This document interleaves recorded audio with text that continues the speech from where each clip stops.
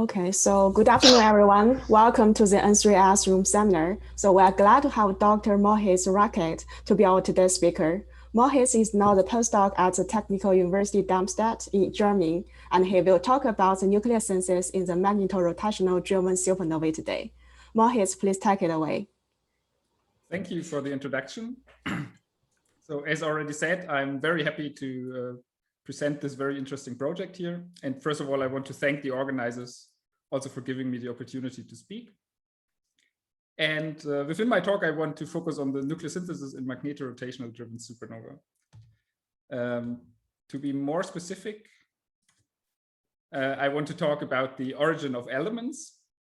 And as you can see here in the periodic table, basically heavier elements are mainly produced either by the S process or by the R process. The R process is a process that synthesizes elements via a combination of neutron captures and beta decays, and therefore the path of the nucleosynthesis moves far away from stability because you have a lot of neutron captures compared to beta decays. Possible astrophysical host scenarios of the R process are neutron star mergers, collapsars, and also what I want to present here, possibly magneto-rotational driven supernova. So why magneto-rotational driven supernova? In usual core collapse supernova, you can have the explosion driven by neutrinos. However, in current simulations, usually neutrinos lead to more proton-rich conditions, and therefore it's not neutron-rich enough to host the R process. What can help to push neutron-rich matter outside is the magnetic field, and the magnetic field can be amplified by compression, by flux conservation, for example, by differential rotation, where you can see the so-called field winding here. So this is a 3D model, and you can see the magnetic field lines here, and you have like a field winding which amplifies the magnetic field. Then due to instabilities like the magneto-rotational instability, and you can also amplify the magnetic field by convection or the standing accretion shock instability. So let's talk. The idea that these kind of events host the R process is not very new. So let me just give an overview of previous studies.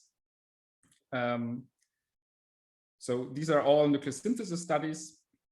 And what I want to highlight here is basically the fact that most of them have so treated neutrinos either, I mean, at the very beginning, they did not take them really into account, or they have like leakage schemes or a light bulb. And most of them are calculated in 2D and for a time of the order of several hundred milliseconds simulation time. So there are also two other studies. For example, the study of Möster et al. 2018, where they compared and investigated the impact of full 3D simulation on the nucleosynthesis. And there was another study by Halefi and Möster, where they investigated the impact of a misalignment of the magnetic field compared to the rotational axis. Again, also these studies used leakage schemes. So within our study, we wanted to fill the gap, namely, we wanted to include a sophisticated neutrino treatment. So we used a simulation setup from Martin Obergaulinger and Eloy. And they included a very sophisticated neutrino treatment, and they were simulating for a very long time. So in the order of 900 milliseconds up to 2.5 seconds even. Also, these simulations are like most of the others in 2D. And they include a parameterized magnetic field, or in one case, the original magnetic field from the stellar evolution is mapped to the 2D model. So we took the simulation and basically calculated the nucleosynthesis. So this is one of the results that you can see here on the left, where you see the mass fraction versus the mass number of the synthesized elements. And let me first explain our models. So we have a model with so-called RO, where the O stands for ordinary. This is the model where the magnetic field was taken from the progenitor and then mapped to 2D. You can see the result here in blue. So we mostly synthesize something around iron and then a bit of heavier elements. Then we have a model with a weakened magnetic field strength, which is shown here in orange, where we go to the second R process peak. Then with a very strong magnetic field, we can even synthesize elements up to the third peak, which is shown here. So the heaviest elements basically. And if we increase the rotation rate with a comparable magnetic field strength of model RW, we get this green result here, which is also elements around the iron peak and a bit of heavier stuff. So to summarize this, basically, so if we increase the magnetic field strength, we can synthesize very heavy elements. But if we increase the rotation, we decrease the amount of heavy elements. So let's go a bit more into detail. What you saw before was like an integrated pattern over many, many tracer particles. And here on the left, you can see the result for each individual tracer particle. So each line is the result of one fluid element. What you can also see is that the result is basically clustered into different groups that we can summarize like this here on the right. And each of these groups are actually not so different, but you see clearly bottlenecks at the different peaks, at the R process peaks, which are connected to closed neutron shells in the nuclear chart. So basically these so-called magic numbers are bottlenecks for the R process path. What you can also see is that the different groups that we identified here are very similar even across the models, but not all models include all the groups. Basically, we identified these groups by a k-means clustering algorithm on the abundances. But now let's figure out a bit more about the conditions where these different groups are formed. And to understand it a bit better, the electron fraction is a good quantity to look at because it determines the neutron richness of the tracer. Here in this figure, you can see like each fluid element as one dot, and shown is the entropy versus the electron fraction, where decreasing electron fraction means an increasing amount of neutrons. And all these quantities are shown at 5.8 gigakelvin, which is 0.5 MeV, so approximately the NSE, so nuclear statistical NSE transition to the network. As you can see, even when we made the groups based on the final nucleosynthetic pattern, we can also see that this directly translates into this plane of the electron fraction, which shows the extreme importance of the electron fraction on the final result. So this is now for the model with the strong magnetic field, where we also have trace elements to very low YE, so around 0.2. And we can also look at all the models, and we see that basically what we saw before, that we have less heavy elements just because we have less neutron-rich matter. We can also look at the maximum density and maximum temperature. So again, here, every dot is a tracer particle. And we actually see that they overlap. So it's not really important exactly how dense they become at maximum, but it's important basically the timescales, how they are ejected, and the neutron richness at the NSE transition. What's also interesting to see here in this plot is the blue and the orange group, which is basically just shock progenitor material. And there it really depends on the maximum temperature and density, what your final pattern will basically be. So we can also have a very rough look at an average radius and versus time of the tracer particles. And what's interesting to see here is that the group that synthesizes the R process, so the purple group, is the group that dives in the deepest into in the explosion. So it has the minimum radius, and then it's getting ejected very early and very fast throughout the simulation.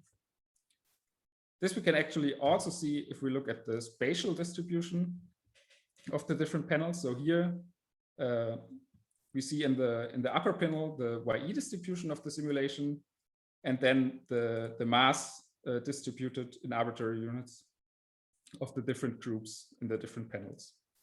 What you can see at the beginning is that we basically don't see any of the R process group, just because it's located in the center. Now, if we start the movie, we can see the shock shown as a blue line, the shock front.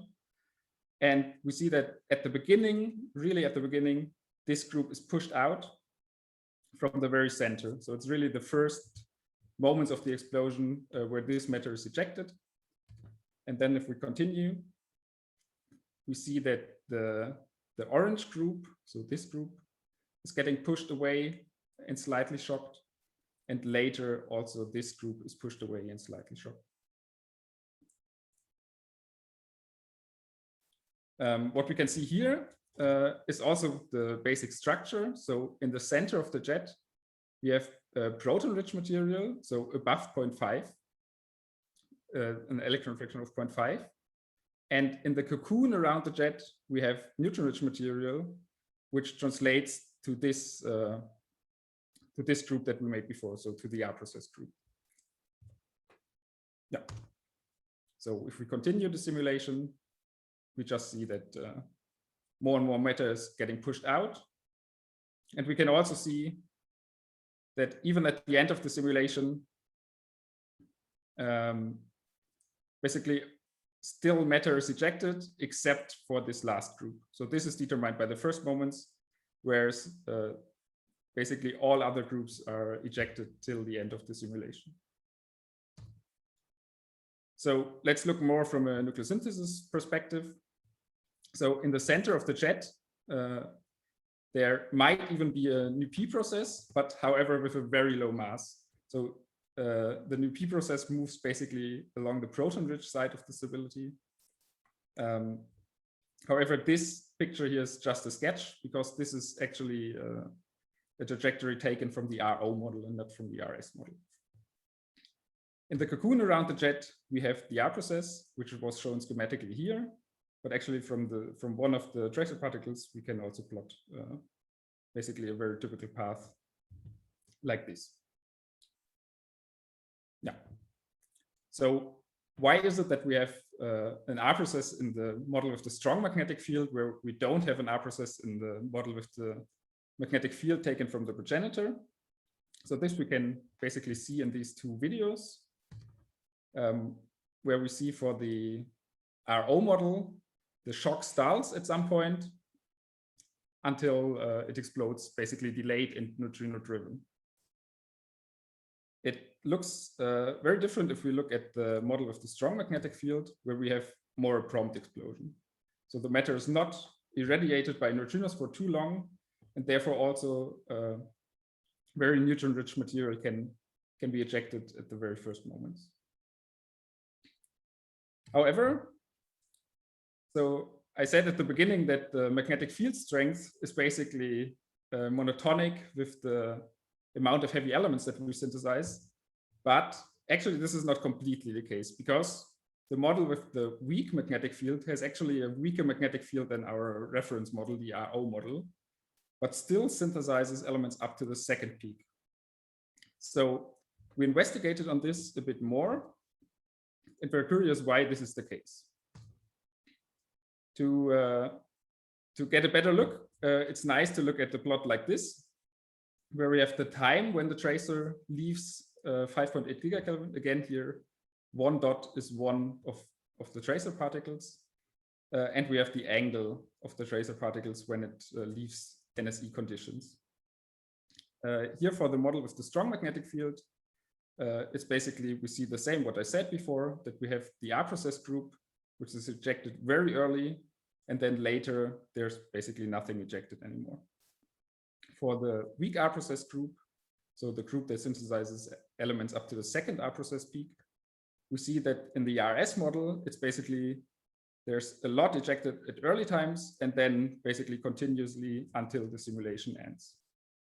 If you look at the same picture for the model with the weak magnetic field, we see that basically all the tracers that synthesize heavy elements, so elements up to the second R-process peak, are ejected at extremely late times, basically at the end of the simulation. And if you look at the YE distribution of the simulation that you can see here on the right at 2 different times, you can see the proto-neutron star here shown in blue, and the different neutrino spheres color-coded as lines here. And if we look at the shape of the proto-neutron star at 1.4 seconds, and at the shape of the proto-neutron star at 2.2 seconds, we see that the shape has changed. So at the beginning, it was rather spherical, and later it basically popped out and got an oblate shape.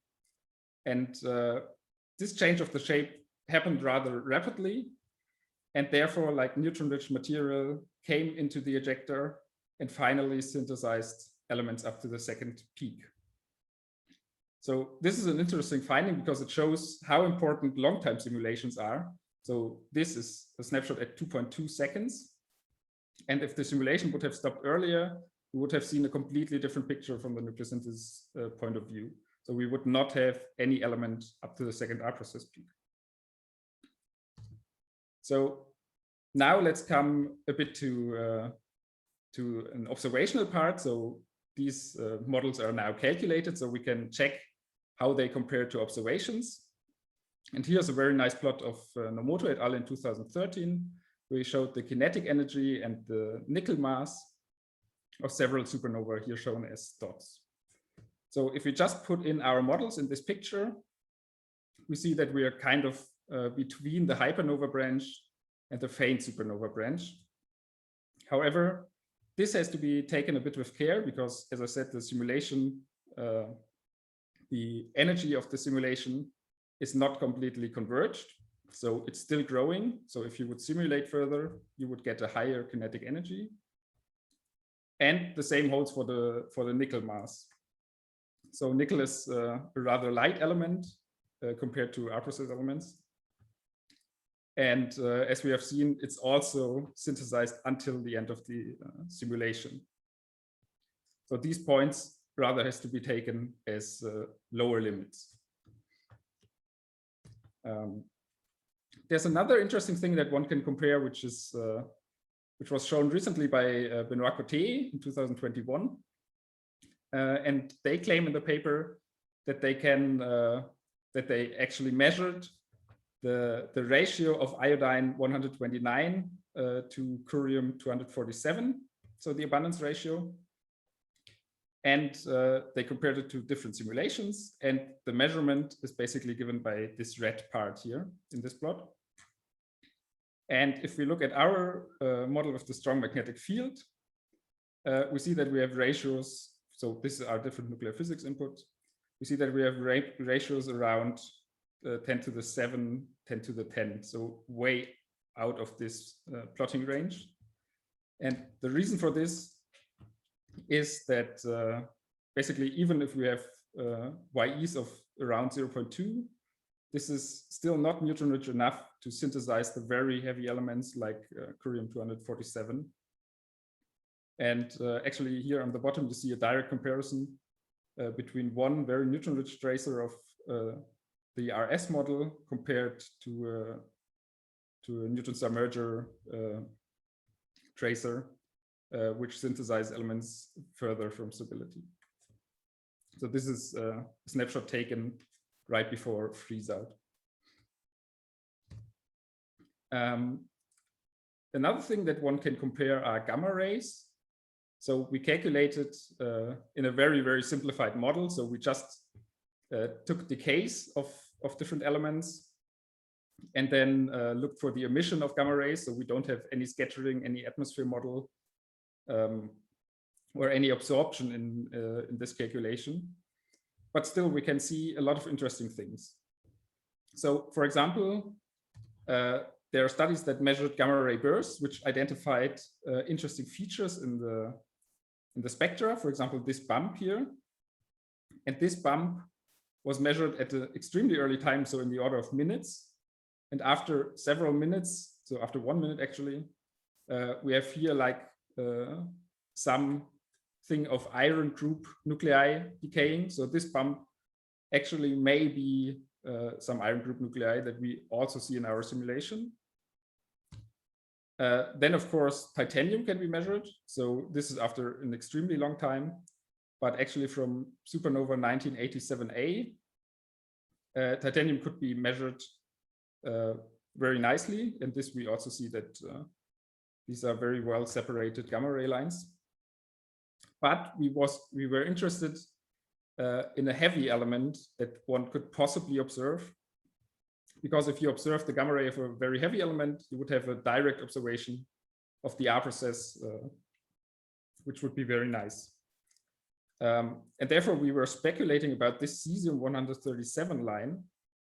And actually, we plotted here the flux color-coded in a distance time plane. And this dashed line shows what current gamma ray telescopes may be able to observe in terms of the flux. And here are also shown different known supernovas. And what we can learn from this is that currently it might be pretty difficult to observe this cesium line, but possibly in the future with better instruments, we may be able to measure something like this. Yeah, so finally, because I'm also a bit into astronomy, one can, of course, compare the pattern, what we got, to observations. And there are two kind of stars. So-called Sneeden stars, which have a robust R process pattern, like also the R process residual in our sun. So this is shown here as black dots in the plot and as the black line. And if we normalize our model of the strong magnetic field to strontium, we actually see that we need lower abundances of heavier elements. And this follows more like a so-called Honda kind of pattern. And these Honda stars have the property that the abundances get less with increasing atomic number. So with heavier elements, they get less. And this is also kind of a pattern that we see with our RS model. What we can also see from this plot is that our peak here, our third peak, is slightly shifted. And we can also compare directly the ejected europium mass, because europium is a very good observable element from stars. And recently, there is, for example, ultra-faint dwarf galaxies that have got a lot of attention, like Reticulum 2. And if we make the assumption that one event can basically contaminate the whole galaxy, we can calculate what we would expect if we mix all our europium into a certain mass. And then we can compare this mass, which would, in our case, something like 10 to the 5, which would describe Reticulum 2. And we compare this mass to theoretical estimates of the mass, which is around 2.4 times 10 to the 5, which is in agreement. However, still we have a bit of too less europium. And we can also compare to more metal-rich stars. So there are slightly different arguments, but still what we would expect here for an ejected europium would lie here in this orange box. And our model with the strong magnetic field again synthesizes a bit too less of europium. Of course, this does not really rule out magneto-rotational driven supernova as source of R process elements, but possibly, so it shows a trend that usually you don't expect so much europium to explain some of these stars. So let me summarize the talk. So I showed you the first nucleosynthesis study with a sophisticated neutrino transport, M1. So I showed you that these type of events host a large variety of nucleosynthetic conditions, namely from very neutron-rich to proton-rich. And with a strong enough magnetic field strength, we are still able to synthesize R-process elements. And we also showed that long-time simulations are extremely important to catch all relevant nucleosynthetic features. And finally, we showed some observables, namely isotopic ratios, gamma rays, and also abundances in stars. So in the future, we want to, so all these simulations were taken in, were calculated in 2D. And in the future, we want to investigate 3D simulations, where you can see snapshots here on the bottom. So the simulations are already calculated, but we still have to analyze the nucleosynthesis of them.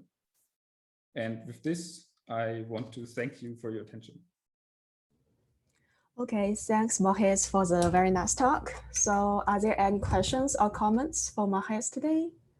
Okay, so I see Brian raise a hand. So Brian. Oh, yeah, so thanks for your great talk, really interesting stuff. So I just had a couple of questions sort of to help get sort of some intuition. Is it a fair statement that to have a successful R process and to get out to the third peak, the way to do that is to minimize the neutrino exposure, so get the stuff out as soon as possible, as quickly as possible? Is that a fair statement? Yes, I would say so. I mean, it depends on the conditions, of course. But if you have matter that is like very dense at the beginning and then gets pushed out by something that are not neutrinos necessarily, like the magnetic field, you will better conserve the neutron richness than by pushing it out by neutrinos. Right, right. And then the other question is, so I was interested in the your result where you had, I guess, right along the core of the jet, that there's this big gradient in YE. You said it's even proton rich at the very core, and then surrounding it there's this neutron rich region. So what's going on with that? Is it a density effect? Is the center low density, but the outside shields itself from the neutrinos? Yes, exactly. The center is low density, and actually, I think Martin Obergörling is more the expert than I am because he did the simulations. But it's basically a hollow thing. So we have a dense cocoon more or less, and a low density jet, and yeah, I mean, it might be a density effect that if you have lower density, you tend to have higher, so more proton-rich conditions. Yeah. All right, cool, thanks. No problem. Thanks for the question. Okay, so Yong has a question. You're calling for me? Yes. All right, very good. Okay. So yeah, thanks for a very nice talk. It's interesting. So I just follow up on Brian's question a little bit regarding the YE distribution. I mean, I assume that the neutrino emission itself, between UE and UE bar, they are not that different. Really, the very low YE is, close to 0.1, 0.2 maybe. Those values are really due to the electron capture, right? Yes. And then you have to preserve that low YE, and then you have to utilize other forces to eject it from the region of the interaction, right?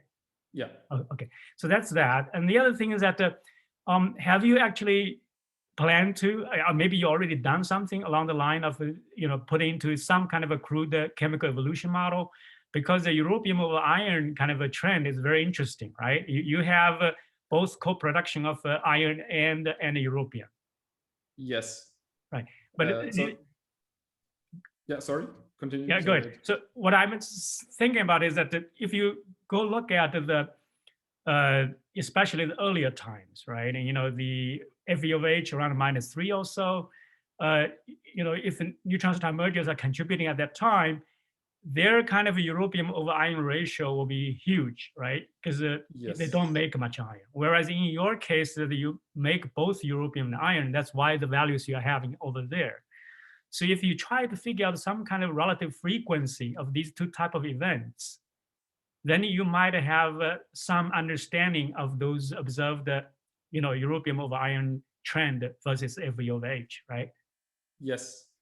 I mean, do you have some kind of a preliminary results, or you have you thought about how to go about this? I mean, actually, we haven't done something like this. But also due to the fact, I mean, it's very, very interesting. And you can actually, what you say is basically that we also have like a constraint. I mean, this is a point, right? So this is like FE over H something. And this line is let's see, basically where is your model? That's the thing which I didn't get because I see all the data there, right? Okay. Yeah, I'm very sorry. So I didn't explain this plot too nicely. So we have basically our ratios like europium over iron is like this horizontal line. So very high, extremely high. So it's very high, yeah. Yeah, okay. So that's the one I entirely missed. All right, okay. That's very interesting. Yeah. If maybe there's a certain mass, you will end up basically at these points. So you have like an iron over a hydrogen ratio. Yep.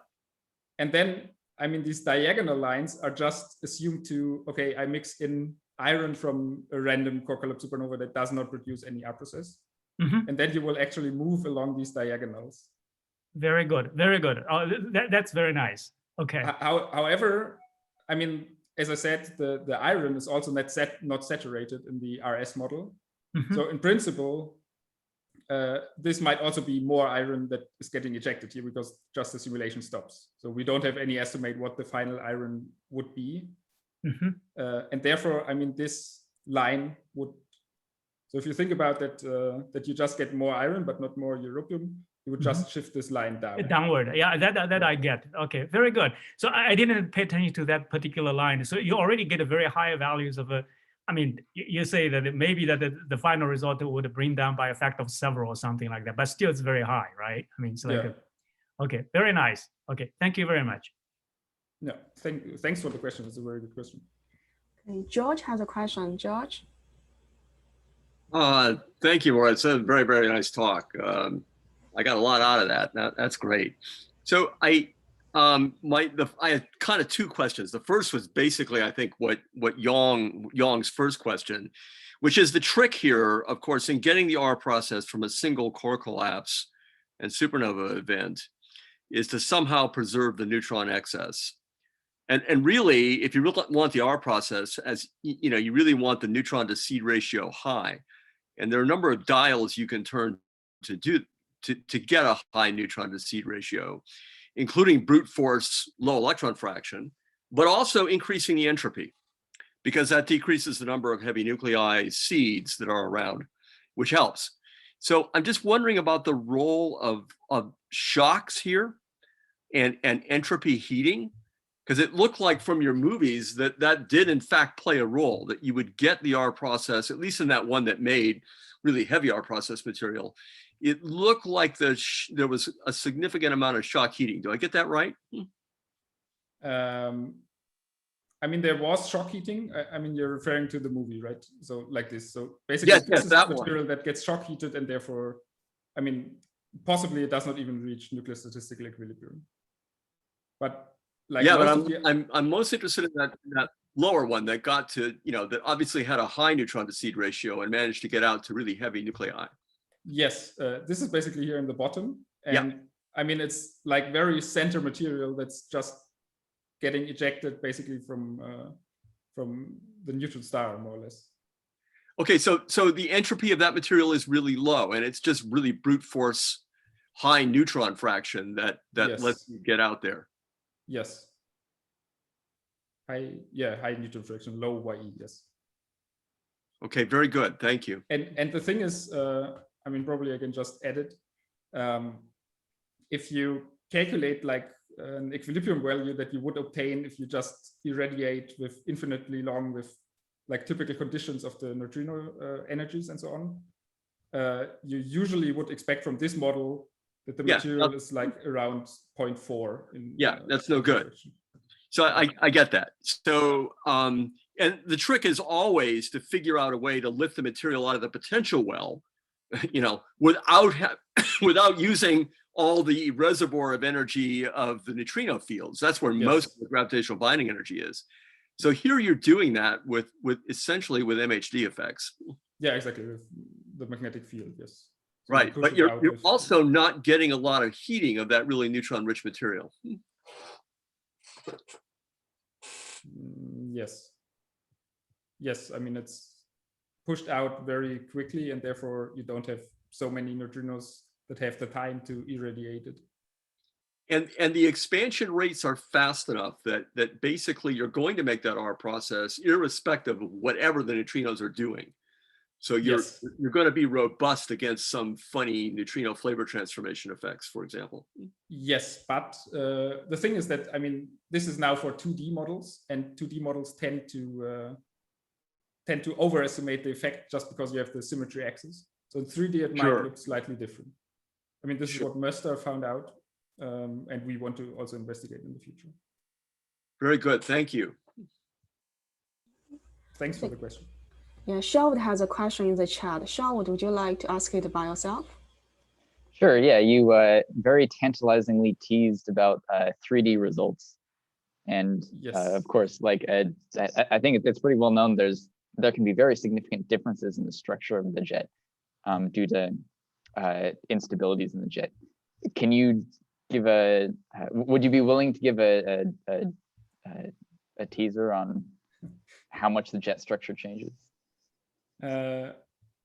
Actually, I must say that I'm currently in the process of moving to a different place, so I haven't looked too much into detail into it.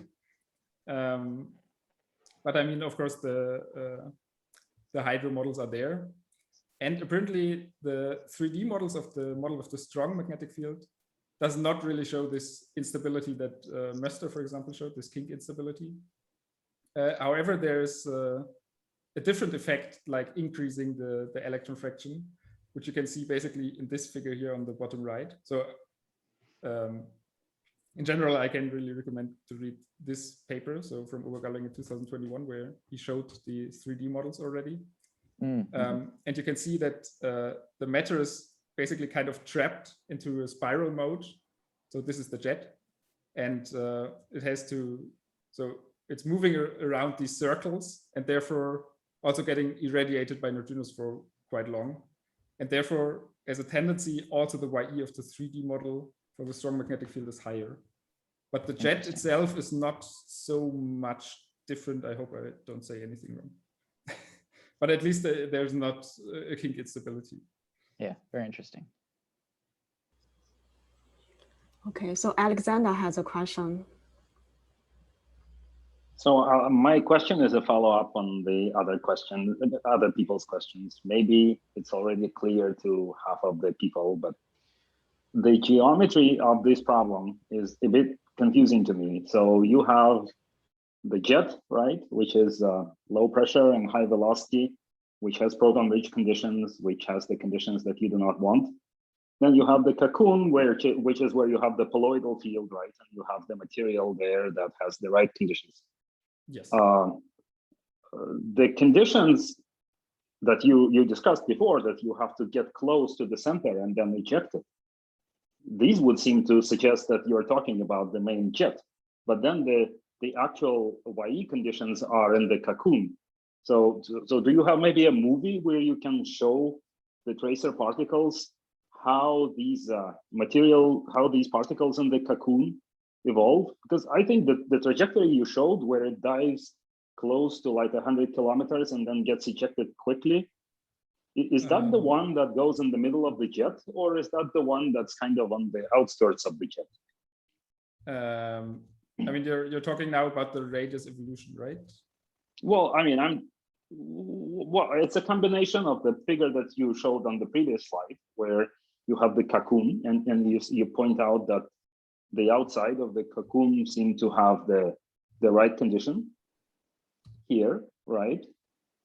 Yes. Well, okay, let's do this picture. Okay. So yeah, so this one where you say there are things that are extremely favorable for this outflow. This outflow dives very close to the center before it goes out.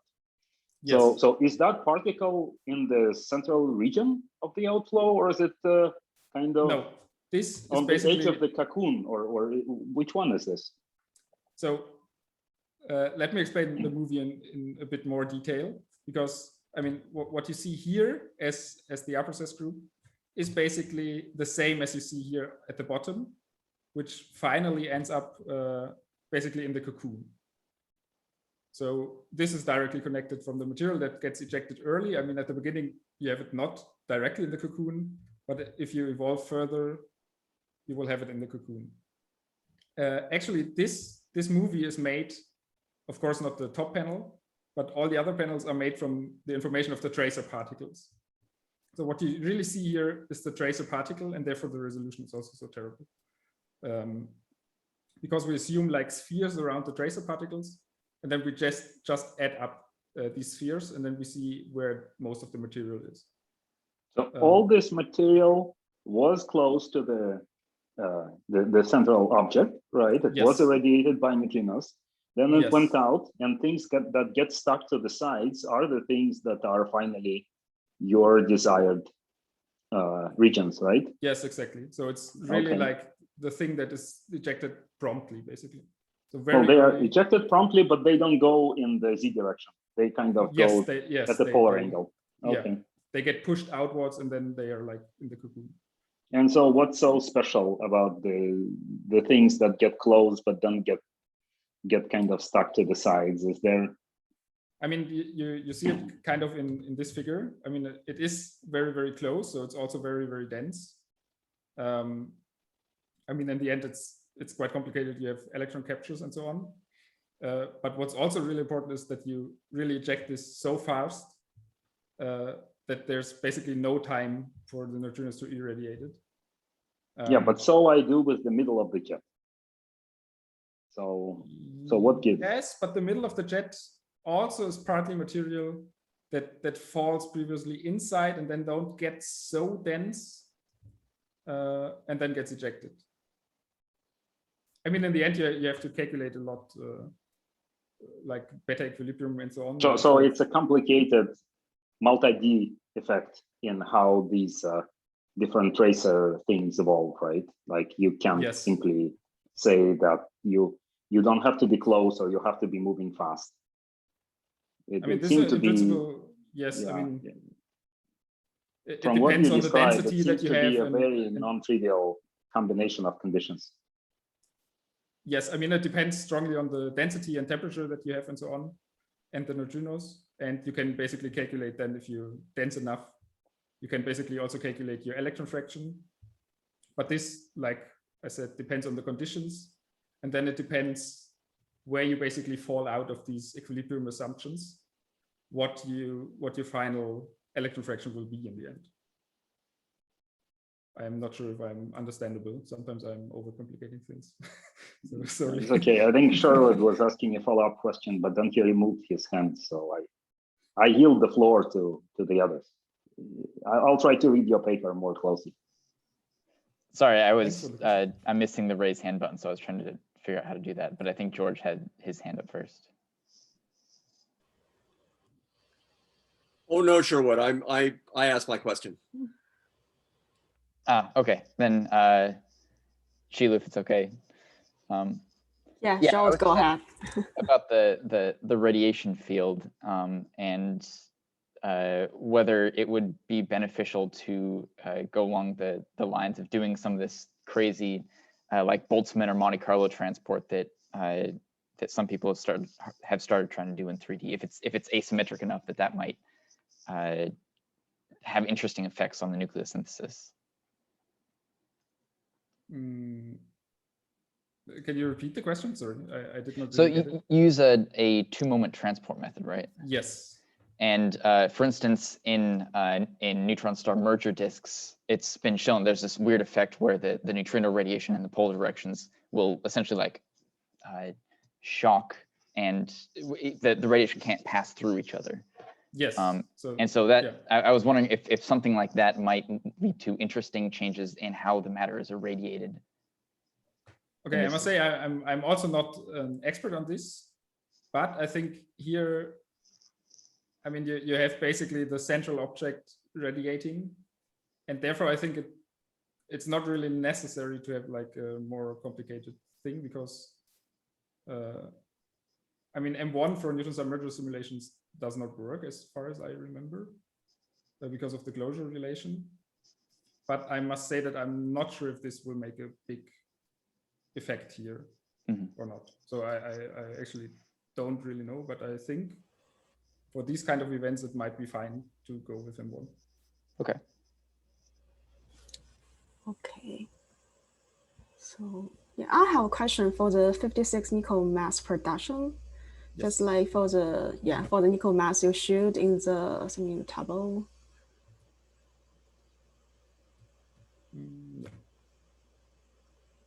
Yeah, so you kind of show the different 56 nickel mass produced. So are these kind of masses are produced in the specific region for this kind of each group here? Basically, I mean, this nickel is dominantly produced in one of these groups. Mm-hmm. But the spatial location basically of this group is basically all over the place. So it's it's this group that produces more or less the nickel mass. And if you this movie works again, it's basically spread all over the place, more or less. So there's not really one location where the nickel is completely synthesized. Yeah, does that mean that just if we want to estimate the total 56 nickel mass produced in this kind of MHD supernova simulation, I need to add up, kind of sum up all the nickel mass, kind of showing for the different groups there? Yes, but as I said, basically all the nickel mass is located in this group. Okay. So because, because you kind of show like different numbers for like different like the models or different group. I mean, just like do I need to sum them over to get the total estimation? No. I mean, these are just different models with different magnetic field strength and rotation rates. Mm-hmm. And this is just the sum of all the synthesized nickel in each of the models. Oh, so it's each of the model. Okay, so that's already like the total 56 nickel mass. Exactly. So it's already added up nickel 56 mass. Okay, I got it. Thank you. But as I said, if you look at the time evolution of nickel 56, you will see that it grows, but I mean, it grows until the end of the simulation. So it's pretty difficult to estimate how much it would grow if you simulate further. So for sure, it will grow still. Okay. Therefore, as I said, these are just lower limits. Yeah. Okay, got it. Okay, so any other questions or comments for Moritz today? Okay, I think I didn't see additional questions. Okay, so if not, let's thank Moritz again, and we will see you after 2 weeks. Thank you, Moritz. Thank you very much. Thanks, that was great. Thanks. Thank you, I really learned a lot. Thanks. Thank you.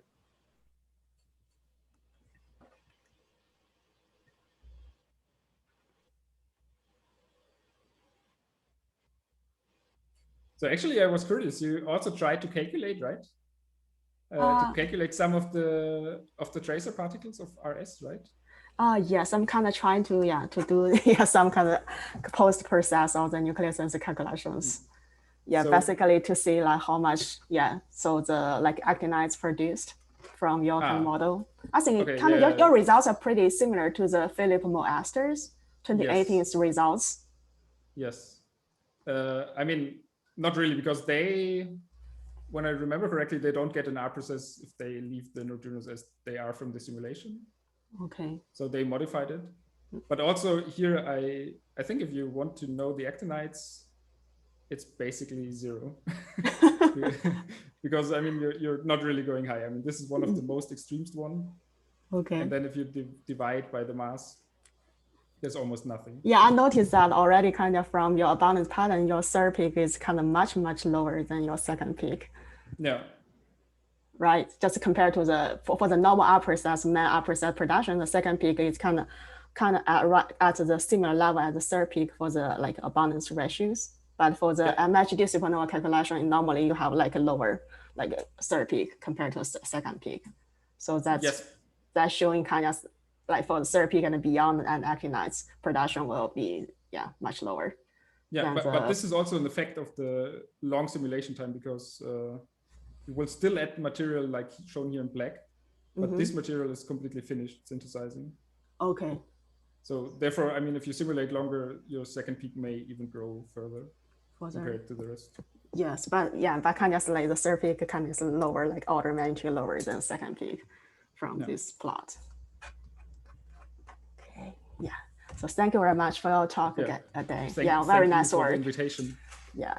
So, and yeah, could you share your slides with us later? Just like yes, of course, I can send you. I mean, it's a PowerPoint presentation. I don't know if you are happy with this. Yes, either way, yeah. If you, either way, just whether a PDF or PowerPoint would be fine. We will kind of upload it in our in our website. Okay, nice. Oh, okay, great. Thank you. So thanks a lot. Okay. Have a good night today. Bye bye. You too. Okay. Bye. Mm-hmm.